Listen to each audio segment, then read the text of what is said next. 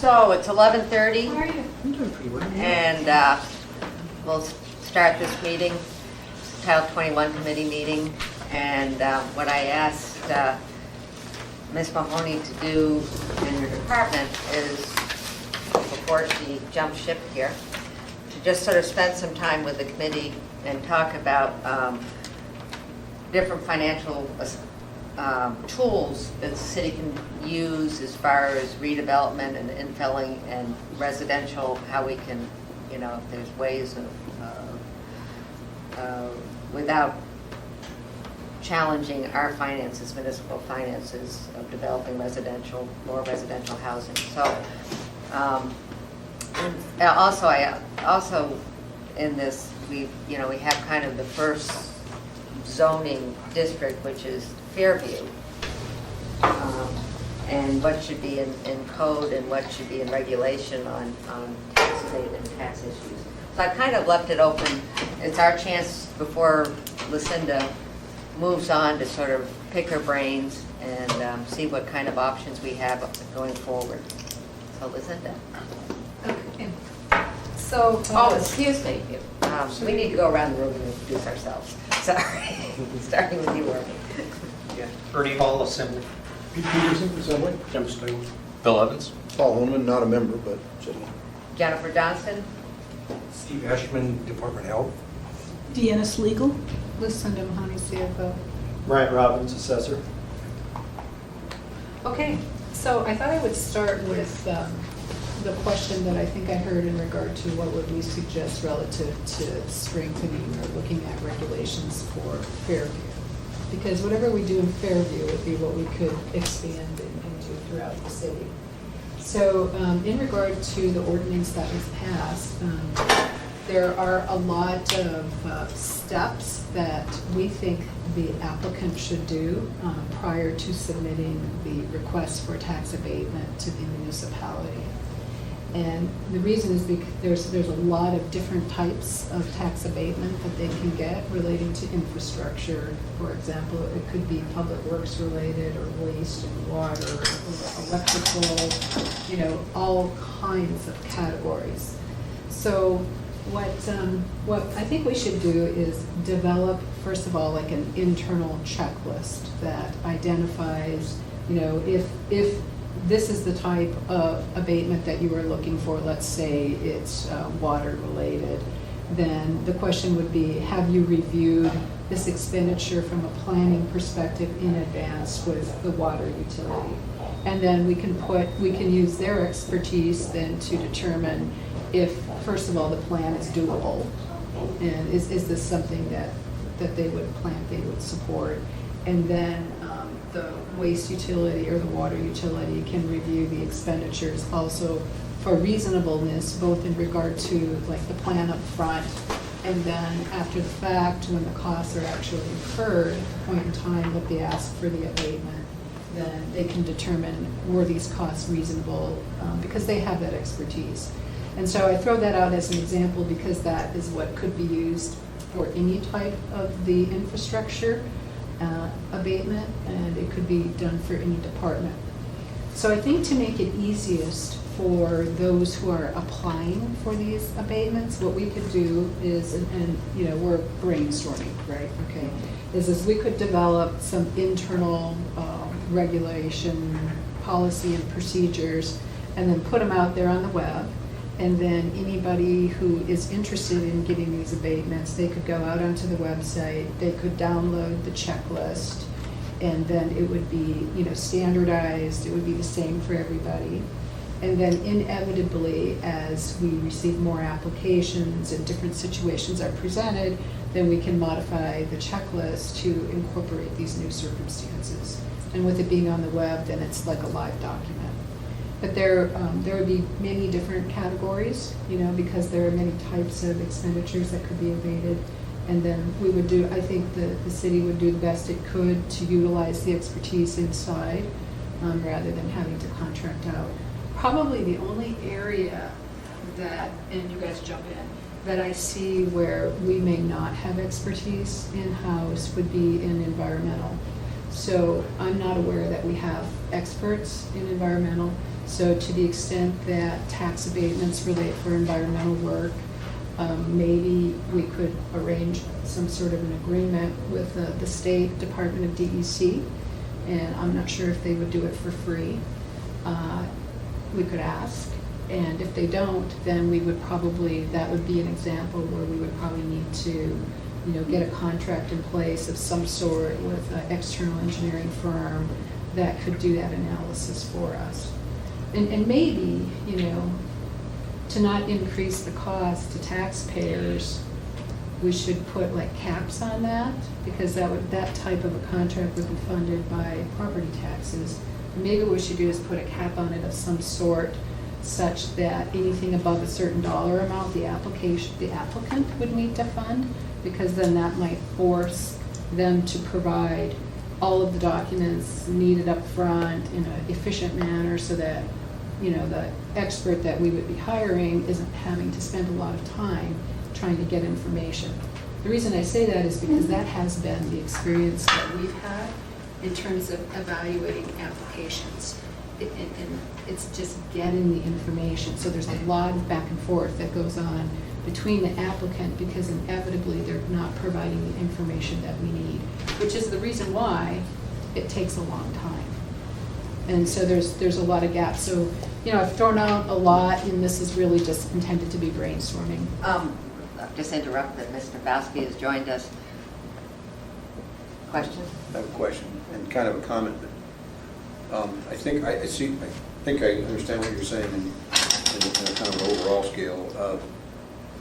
For instance, what we own, what the municipality can control, which is the utility parts that are owned, even though they're enterprises and such, but there's certainly charges that they would charge for permitting, and certainly the cost of whatever that the utility would be responsible for, absent what the contractor would be. So is that what you're talking about? For instance, the utility wouldn't be expected to actually do the installation of their utilities for the applicant. They would be essentially, I guess, would allow them to write that expense back as a deduction or a credit or something? Is that what I'm hearing? Okay, so the way the process would work is, let's say a developer wants to, do a development, doesn't really matter what kind, and he needs to expand his water line from a 16-inch to a 24-inch because of the additional capacity. So they would take that plan to AWWU and they would review it. And if AWU says, yes, this looks good, they tell the developer that, and then the developer incurs the costs to expand the line. But they don't have to pay the fee to permit to review it? Well, they would still have the normal permitting fees. Okay, that is, we haven't talked about any special abatements for Fairview on that, but there are other provisions in the code where they could apply for abatements, because the municipal manager currently can forgive, if you will, some of the permit application fees. But that's a separate process that's already set up. That's not what you were talking about just now? No. No. So can you dial in if you don't mind? So I'm a little confused. What were you saying when you were saying we could create a checklist of things that could be abated? What were you specifically? Okay, we're talking about property tax abatement. So let me finish. So in that example of expanding the line, let's say it costs an extra $300,000 to make the line bigger. So then the developer, they would keep track of the cost, and let's say it is $300,000. So then at the end, when they come to apply for the abatement, what they would do is they would present to the municipality the supporting documentation for the $300,000. And then what we would do is we would reduce the increment of their property taxes based on the increased value by the $300,000. And there would be an analysis and an agreement, up front about how it would be handled and managed based on the way the code was written. Yeah, I can see that a developer wanting to do a particular project, and they would know what their requirement is for water or for electricity or whatever it is. But the city is the holder of all knowledge in terms of what they would require to be updated if he was going to do this, like that 24 to 32 inch line or something. Well, what's the carrying capacity of the main line down there? Are you going to have to go back a mile and a half and connect and upgrade that whole line in order to be able to provide that kind of thing? So there is a portion of review that has to take place before they can even come in with an abatement request. Oh, yeah, and I had mentioned that earlier. I had said in the very beginning, they needed to establish their plans and work with the, in this case, the water department to communicate their plans so that the water department agrees and buys in. And I don't think that that's any different than the process today. Yeah, and so any developer today that wants to do that, that's what they would need to do. And so, you know, I think to make it the easiest for the developers, you know, those processes stay the same. The extra review that would come in after the fact would be ABU, in this case, saying, yeah, that cost, that $300,000 is reasonable. You know, if ABU thinks that a reasonable cost is $300 and they submit a bill for $500,000, let's say that example happens, then there would be a conflict, and then somebody would need to resolve that. So, What about the, can I follow on? What about the off-site costs? I mean, yeah, it's fine to do it in the street in front of their particular parcel, but what if it has to go back half mile down the road? Off-site improvements that would be necessary in order to deliver the capacity that they need. I mean, The how example is- would be Providence Hospital, but How is Yeah. that? when they had to do that. You know, I don't know how that would go. I mean, I think that that is probably a situation that occurs today. And so whatever process and procedures that exist today would be the same in the future. Same thing with undergrounding of electricity and stuff. but my question is because I know when some of the developments up on the hillside with AWU, and I think can be anywhere from 20 to even 40% less if a private contractor puts in the infrastructure and even, you know, doing the downline than having AWU do it itself. But then it's called contributed asset, right? And so my question is, would we account for the tax abatement as a contributed asset and use that formula for the tax abatement? Or do you have this tax abatement that would be at their cost, where you have more of a subjective look at the cost of the infrastructure? And this is where I would come into whether you should do regulatory or policy, if we should have it in code, saying, if you do this with a contributed asset, we will give you that contributed asset amount as tax abatement. And I didn't know if you Well, I folks have think talked that- about that or thought about that. But isn't that the same as submitting their invoices for the cost to construct the asset? And you can, I think there's, yeah, Well, I think in general, what's envisioned is the contractor will do the work. Or, Right, yeah, right. will do the work, and then those assets are then contributed to the utility.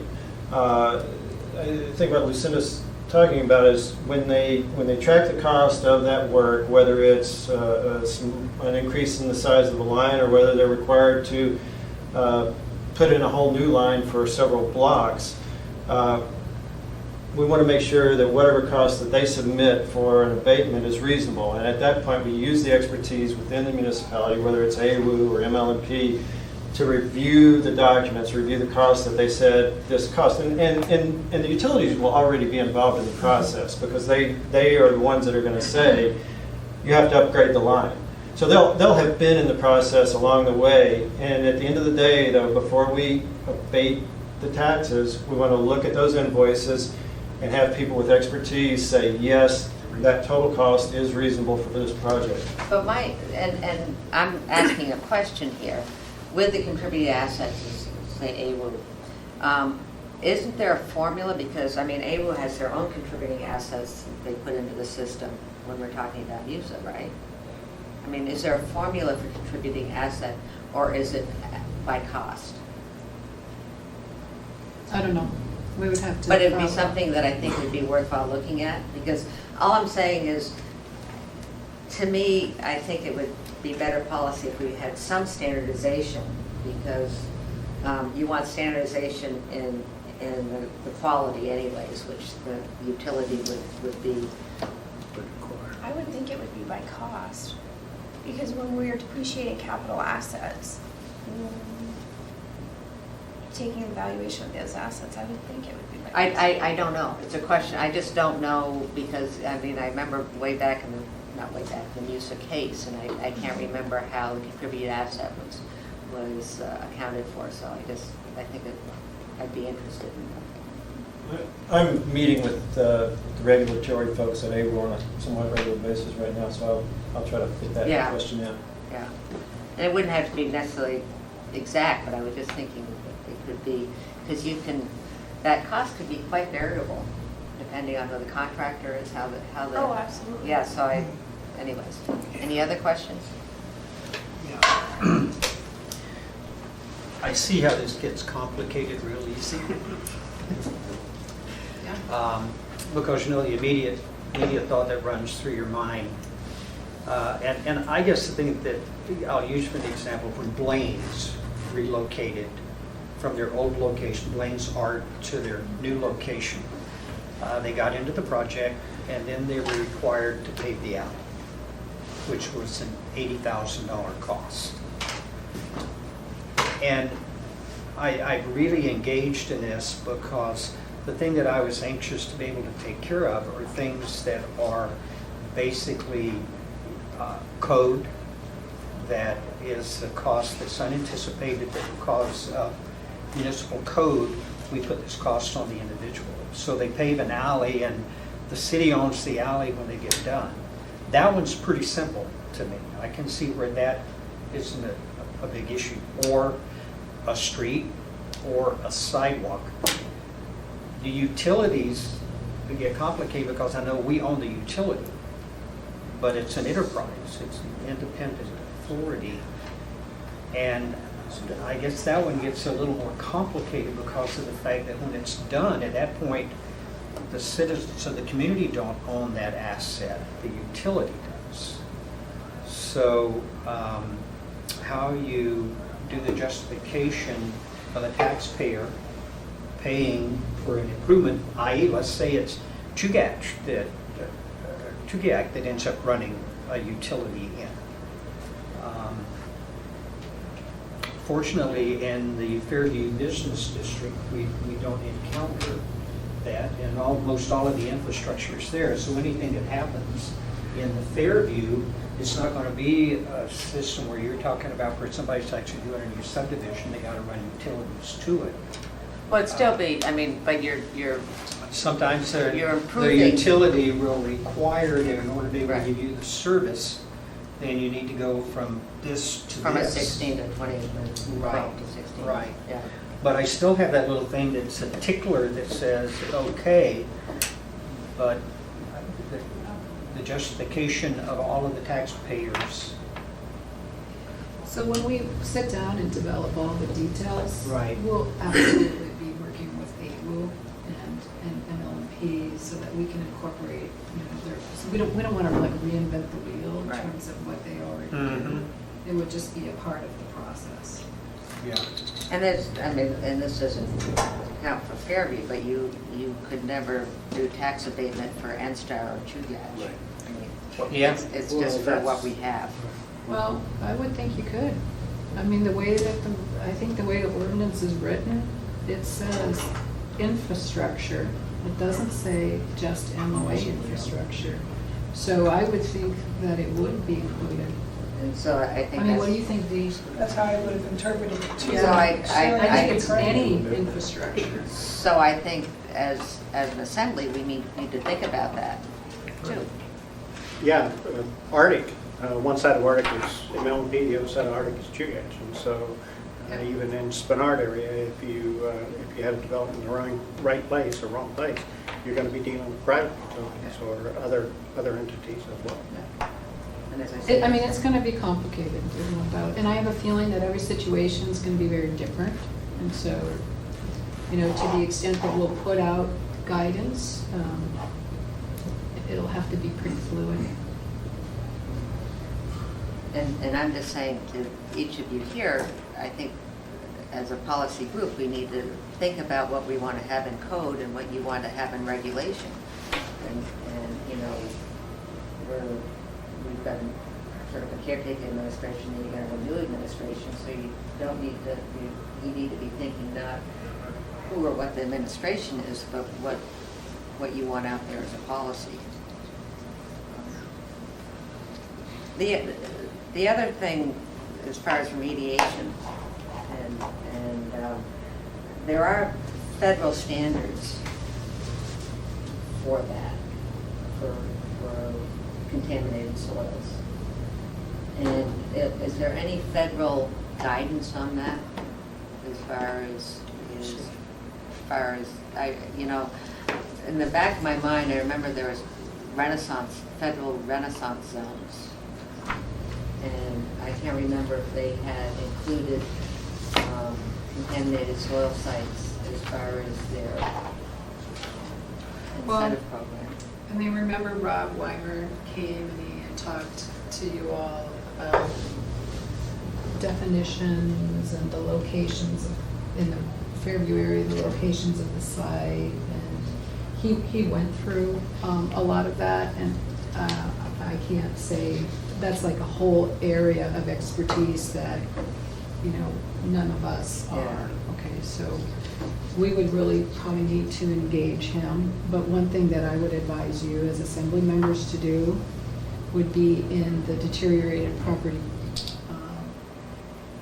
ordinance is to add language that says that if there already is a primary responsible person, for example, the Tesoro stuff that's already known to be a contaminated area, that they're not eligible for these abatements.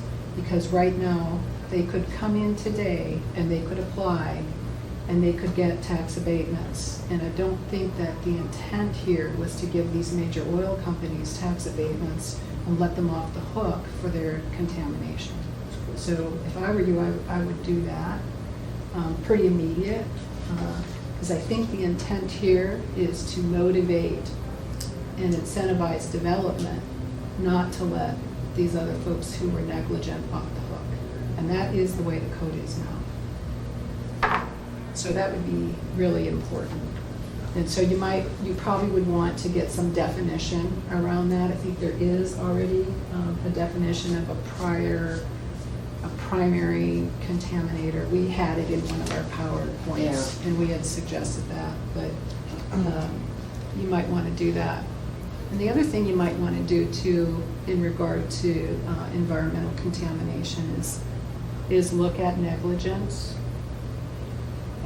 Because if someone was absolutely negligent and then they clean it up, do you really want to pass that cost on to taxpayers who weren't negligent? I mean, I would think, if I were you, I would really think about your intent there. There are two specific examples, and Marilyn, you can help me out in Fairview. Alexander's auto shop, and then there was another little gas station a little farther in, that, let's just say the person passes, or they've sat on this for so long that whatever has been done in code enforcement or zoning or whatever to try to clean it up and mitigate it takes decades. I mean, we saw that with the McKay building. It took a decade or better or more to finally come to some agreement to rebuild. And there was a lot of abatement incentives that were done to try to get that, to get to a successful conclusion. But at some point in time, if it's a small business owner or a small private owner, and they pass and there's nothing more other than to go after insurance and such, what about the next person who wants to come in and try to clean the property up? You know, notwithstanding that this municipality may have a claim against the estate or some other thing. I mean, these are things we probably ought to look at in real life. I mean, yeah, the Tesoros, the big corporations, that might be a little different story, but. Well, in the example you're providing, the assessed value of that property is reduced by the environmental cleanup. When I was in the oil industry, they would sell properties for $1 just because they knew that the environmental cleanup was so much more than the value of the property. And so, you know, that is stuff that you should take into consideration. I mean, there are definitely situations, for example, out there on Lake Otis in Tudor, okay, that environmental contamination was so bad, the property owner couldn't clean it up. You know, we ended up taking that on ourselves, a municipality, the entire thing. You know, there's gonna be situations that they can't take it on. But, you know, somehow that type of judgment and analysis, I think, needs to be incorporated in the process. And that's what I'm Because saying. you don't We need to want look to, at you don't real want to life. incentivize people to say, oh, I can just contaminate because I can clean it up later and get a tax No, abatement. no. You don't want that. No, but the way it's written, it could happen. And so somehow we have to think about how to tighten that up.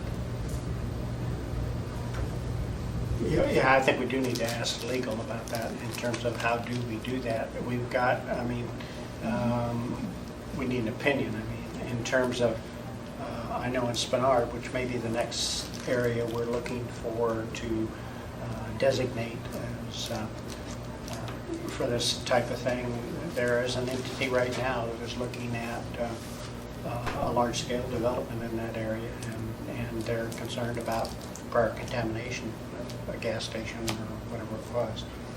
And so we do need something in there that protects the city against that prior contamination.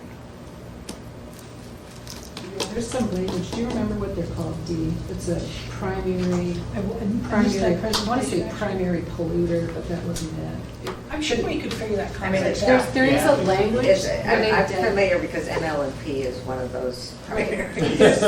There's a DEC Yeah. definition of what the tesororos and whoever are called, and we have it in one of these presentations we did to you. But I would put the code, I would change the code to say that if that designation occurs, then they're not eligible. Because I don't think the intent is to incentivize Tesoro to clean up its own mess. Not eligible for that. excuse Not me. eligible for the tax abatement, right. For the tax abatement in general or for the contamination portion? That's what I would suggest, is the contamination portion, because they should be cleaning it up regardless. Somebody's got to clean. Right, and so, you know, from a citizen's perspective, why would you want citizens to pay for it when it's a major oil company that made the mess and they have the money to clean it up? Because, and when I say citizens, because you recognize we're just shifting taxes here, Yes. so. Anything else? So anyways, yep, Well, I guess I would probably in general ask, and it may come from assessment, it may come from legal, it may come from a perspective of money. I can't remember the amount of years that we've set on the abatement for deferral, if you will. So I guess that's the $64 million question. How should we frame our, term on the property? Is it 10 years after the investments is done? I can't remember what it was. well, I think you already We defined did that. that. Yeah, I was gonna say, I think we did that. Yeah. You did that for Fairview, but you don't have to do that for every area you look at. And remember, like, the So you're first saying in model. perpetuity, you're okay with dating property? No, I think state statute's limited to 10. It is. That's why I thought there was a number out there. So. Yeah, so you can't do more than 10. But the first Marlowe Tower, the one over here that has been successfully redone, was 5 years. So you don't have to always go to the max. So you should keep that in mind. In Fairview, you codified it to be 10.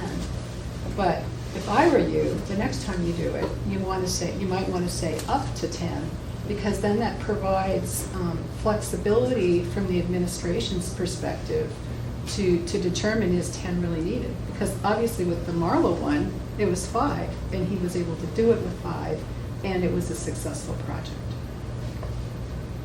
See, I mean, one of the differences between Marlowe's and Fairview is, and correct me if I'm wrong, but with the Marlowe project, he had to prove that the tax abatement was what flipped that project into happening versus, I mean, it was, Right. and with Fairview, there's no economic, There's no Driver. trigger point. Yeah. There's no trigger to the cash flow. so that's a different mindset too. But that is still available Yeah. for other projects. So I guess, really at this point, probably, I won't be here, but, everybody else here will be developing these regulations. And they're really just policies and procedures, but it would be good, I think, to know up front what portion will be codified in code, because then that won't need to be repeated in procedure. So And- probably, you should think about what really you want to codify. That's kind of, this is the beginning of this meeting. I want folks to be thinking about this as opposed to being reactive. So the Title 21 committee could be proactive as far as what we want to codify. And this is the beginning conversation. Anything? So, what's that timeline? Well, Title 21 committee has a huge, we're putting a lot into a couple months here.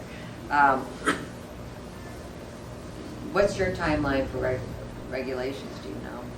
Well, I think that the regulations or She's only got until procedures. 12. Yeah, I'm not, yeah. No, So pretty quick? No, the procedures should be done after the changes to the code, because Yeah. our job is to write the procedures to match the code. So, You're to me, right. I think the first step is to decide what do you want to codify, or change. Right. You know? Yeah. And then from there, once you do that, then we'll follow up and write the detailed procedures. So the code that you're recommending, I might change for sure, is this one where not allowing someone who's the primary polluter, or whatever DEC recommendation, not to use that portion to mitigate for Yeah. the Yeah. abatement. And then- Anything else come to mind? Well, I'm still interested as far as contributing assets and how we figure Sure. that out, and whether that should be. Yeah, Brian will follow Defining up. infrastructure. Defining infrastructure. Right, Yeah. yeah, I mean, the code had other costs, or actually, this is just for Fairview. Fairview said other costs, and, that's pretty vague. So I don't know if you want to tighten up on that, because that could create a lot of conflict in terms of what that means. So, Because then we had, I don't mean to interrupt, Yeah. but at one of our work sessions, I think I had provided, I had a list of a lot of different types of costs that could be construed to be other costs. And did you really want those to be subject to tax abatement? So it might be an opportunity to strengthen that. But remember, that's only in the Fairview Right. ordinance. It's not in Title 12. So, you can't separate the two. Or you But have to separate the two. you have to separate the You two, have to but- that's what I meant. but my point is that Fairview might be a model for other places in the city, so that was why I thought we should. Yeah, and I think you should do it that way. Yeah, and so my suggestion is after this meeting and within the next week or so, if you can send your comments to me as far as what you're interested, what you're thinking about, and then I'll sit down with Dee, because you'll be the attorney, and then I'll come back to the committee. I can't imagine doing it in less than a month. Come back within the month to have a committee meeting on what changes come out of these written responses. We can speed it up. If I might, before you're leaving out the door with some of those things in your mind, could you perhaps just blast us all an email or through Jennifer or through the clerk's office, some thoughts that you have seen that might be problematic? Sure. Sure. I know you got a lot on your plate to clean up, but Well, actually, the majority of those were all in a presentation that you did. Right, the We just need to PowerPoint. resurrect that. Yeah. It's in here. Yeah. It's in this one and this one. Yeah. And then I did have another piece of paper, though, that I used that had all the other costs. There was another piece of paper that broke out some concerns we had, so I'll find that and send it. Maybe if you could resend the digital. Okay, we'll resend. You want me to resend these? All right, I'll resend those. Yeah, this seems mostly like cleanup versus policy decisions, and so Right. that should be able to be done quickly. Quickly, yeah. Right. I was going to say, this is time sensitive. We've created this. There's going to be people applying, starting projects. And I've already got, people in Spenard saying, okay, we're ready for regulation code. ordinance. Well, some of it's cleanup, I mean, as I say, the contributing asset could go either way. You could do it by regs or you could do it by code. I mean, there are some, even the remediation, are we gonna cap it? Well, and how are you gonna evaluate And it? how are you gonna How are evaluate you gonna it? evaluate, and then are you gonna cap it? Yeah. As soon as somebody's paying for an outside firm, it can be expensive. So I would think that you're gonna wanna somehow incentivize for the analysis to be done really efficiently. I'd put a cap on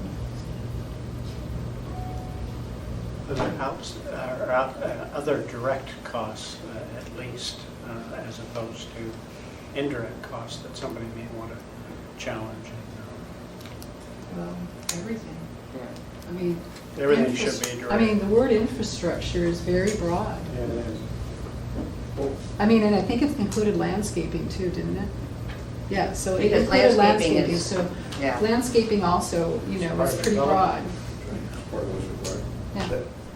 That's, I guess that's my question to, probably to assessors, but the description that was made to improve the alley, $85,000 or whatever it was, would that qualify as infrastructure for abatement? I think I'd so. say, yeah. If it was Yeah. required as part of the development, I would say yes. So, Sure. but for the fact that Spinard didn't have that application, the zone wasn't there, wasn't designated as that. So they're basically out the $85,000 because the code required them to improve it. Well, and you have with Title 21, you have collector roads. Right. And those, then you're into building sidewalks, you're building, having lighting. I mean, it changes the whole. Things that didn't Right. get done back in the 70s and Right. 80s, believe me, we're dealing with that now. Yeah, I mean, in that case, if they had applied in advance, they could just submit the invoiced cost for the paving, and then their taxes would be abated by that amount. And I still have concerns, I mean, maybe I'm just going down a bunny rabbit hole, but I still have concerns as far as the costs to whatever they've done, because if they have a contractor who maybe is not the best of contractors, or they haven't properly planned what they needed to be done, so the cost starts escalating, and then we assume that whole cost and abatement. And that's where I get between, regs and policy and code. You've got to have some established formula as far as I'm concerned, some, I think AWU, especially if we're talking about their infrastructure, I know talking to Brett and them, they have specific standards and things that they go by. yeah, but I'm also talking about roads, I'm Yeah. talking about That's what I'm landscaping. saying, we can take those types of formulas and see how they do it, and it might transpose into those other areas to some degree, just. I mean, that's the intent, Yeah. is to do that. So, for example, Public Works should know what the cost for paving each foot of road is, so that then we would use their expertise to determine reasonable. So, I mean, Patrick did make the edit, if you recall, to at least put the word Right. reasonable in, so we've got something to prevent gouging. Okay, anything else? Thoughts on residential incentives? Okay, so my thought on residential is I think that you all, the governing body, should identify your goals. I mean, to me, that would be the very first thing to do, is to say, okay, what problem am I specifically trying to solve? And if your goal is to solve housing on a citywide basis with no parameters, that's one thing. If your goal is to incentivize low-income housing, that is different. If your goal, is to incentivize, I think, actually it's called affordable housing. Is your goal to incentivize housing that is more dense? I mean, mixed-use housing, exactly. I mean, I think that you should identify really what your goals are first. And once you identify those goals, then we can help you with, they can help you with identifying different kinds of tax abatements or other kinds of financing. I mean, many years ago here, we did do special assessment bonds, which was a way to use public financing for infrastructure for special assessment districts. So, you know, that's an option. It hasn't been used, I think, in 20 years, but it is a tool. You know, there is the tax increment financing, which would require a change at the Alaska Constitution level, which I don't think could happen, but you never know. It's possible if we could get a lobby, you know, in Juneau to change that. That is a really effective tool that's used in the lower 48. And, you know, it may be that the time is now to try to get that change. And I think it does take a vote of the people, is that right? But I think the vote of the people, if they recognize that the increment financing would just be based on a certain, you know, specific area where those people vote, that they want to accept it, then they have a voice in it. So they may likely just pass something like this if it's properly marketed, and especially if you say that, you know, it's a really effective tool that's used all over in the lower 48. Those are, you know, tax abatements. There's obviously deteriorated property, but also, you know, within the deteriorated property, you know, what we had presented in regard to the housing component was to incentivize differently depending on what goal you're trying to achieve. So really the only tool in our toolbox, other than special assessment bonds, is tax abatements.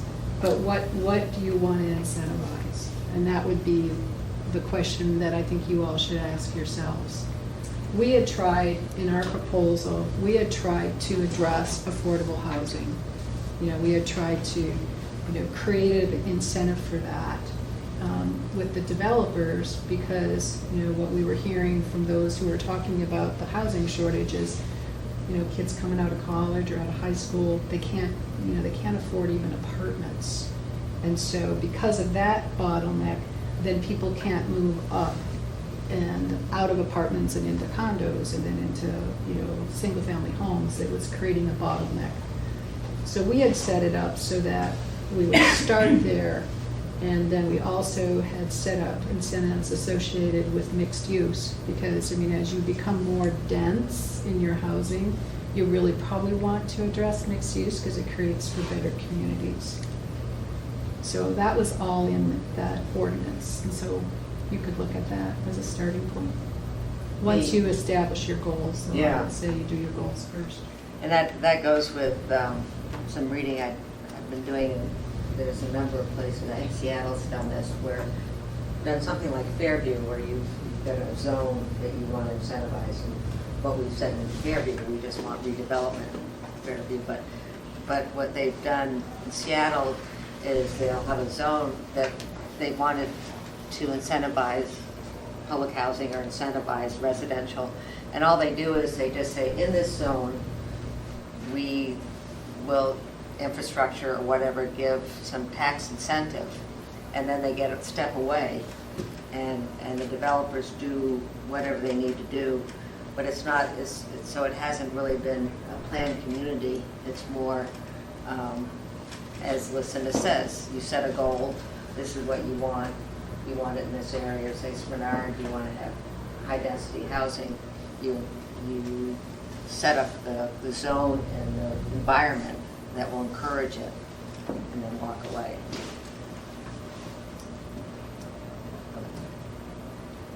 Just something where the public is telling us we need to do something, so that's why I'm saying we better think about this. The other thing to think about too is that, for example, Widener, our number one apartment owner in the city, you know, is putting a new development in over there off Tudor and the highway, and he is doing it without any incentives at all. Exactly. And so, you know, why is he doing that? Because it pencils. He wouldn't be doing it if it didn't pencil. Okay? Right, but it pencils. It pencils out, and so you might want to think about that. And we'll have them come and present. Currently, they're planning to do it using the new Title 21 code, but there could be they'll be pointing out to us issues in the new Title 21 code, and I have a feeling if we elect to have one more year of the old Title 21 code and the new one running simultaneously, which I think we're gonna have to do, it will be interesting which they end up choosing. We haven't really talked a lot about this, but as you know, at the end of this year, Title 21 code will go to the new one. We don't have a user guide for the new Title 21 code yet, and we don't have a design criteria manual for the new Title 21 code, so you really haven't had a full year of running them simultaneously to see what's working and what's not working, and the developers are really having a tough time with this. And whether we've hit the policy on the head with the new one, I can't tell you. I've sat through 7 years of meetings, and I'm not completely convinced we've done that. So, just in warning, that probably is coming up within the next month that we'll be doing that. Anything else? Anything you want to get last breath out of Lucinda? This is Where are you headed off to? I'm staying in Anchorage, and I'm just gonna work on just projects. Congratulations. Thank you. Do we have a phone number for you? Well, We can look no. her up in the tax rolls, we can find where she lives. Right, but my replacement is Kate Gaillard, and she's here, so wave your hand. So you will all be working with Kate in the future. And of course, I'm always available if you ever want to ask a question, don't hesitate. I feel like I put a lot of my personal passion into this job. And so, call me if I can help. But call Kate first. I think we're done unless anybody else has anything else they'd like to ask or say, or... Thank you.